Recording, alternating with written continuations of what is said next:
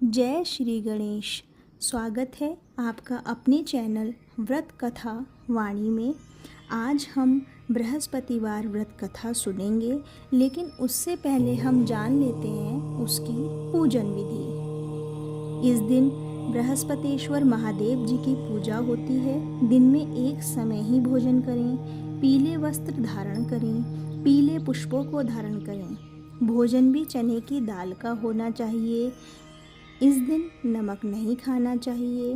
पीले रंग का फूल, चने की दाल, पीले कपड़े तथा पीले चंदन से ही पूजा करनी चाहिए। पूजन के पश्चात कथा सुननी चाहिए। इस व्रत के करने से बृहस्पति जी अति प्रसन्न होते हैं तथा धन और विद्या का लाभ होता है। स्त्रियों के लिए यह व्रत अति आवश्यक है। इस व्रत में केले का पूजन होता है।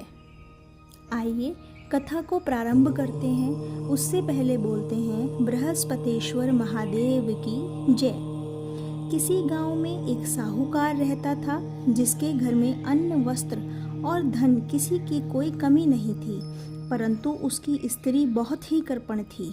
किसी भिक्षार्थी को कुछ नहीं देती, सारे दिन घर के काम काज में लगी रहती। एक समय एक साधु महात्मा बृहस्पतिवार के दिन उसके द्वार पर आए और भिक्षा की याचना की। स्त्री उस समय घर के आंगन को लीप रही थी। इस कारण साधु महाराज से कहने लगी कि महाराज, इस समय तो मैं घर लीप रही हूँ, आपको कुछ नहीं दे सकती, फिर किसी अवकाश के समय आना।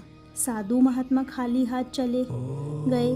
कुछ दिन के पश्चात वहीं साधु महाराज आए। उसी तरह भिक्षा मांगी। साहूकार ने उस समय लड़के को खिला रही थी।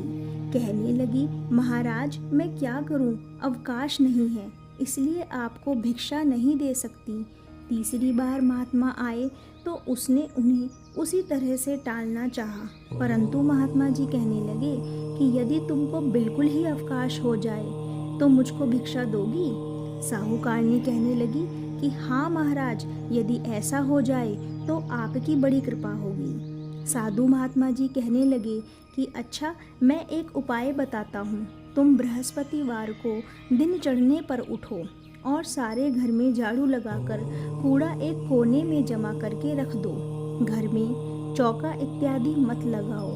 फिर स्नान आदि करके घर वालों से कह दो उस दिन सब हजामत अवश्य बनवाएं। रसोई बनाकर चूल्हे के पीछे रखा करो, सामने कभी न रखो।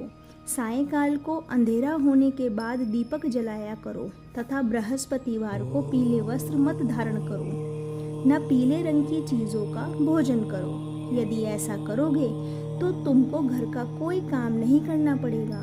साहूकारनी ने ऐसा ही किया। बृहस्पतिवार को दिन चढ़े उठी, झाड़ू लगाकर कूड़े को घर में जमा कर दिया। पुरुषों ने हजामत बनवाई, भोजन बनाकर चूल्हे के पीछे रखा। वह सब बृहस्पतिवारों को ऐसा ही करती रही। अब कुछ काल बाद उसके घर में खाने को दाना न रहा। थोड़े दिनों में महात्मा फिर आए और भिक्षा मांगी, परंतु सेठानी ने कहा, महाराज मेरे घर में खाने को अन्न नहीं है, आपको क्या दे सकती हूँ। तब महात्मा ने कहा कि जब तुम्हारे घर में सब कुछ था तब भी तुम कुछ नहीं देती थी, अब पूरा पूरा अवकाश है तब भी कुछ नहीं दे रही हो।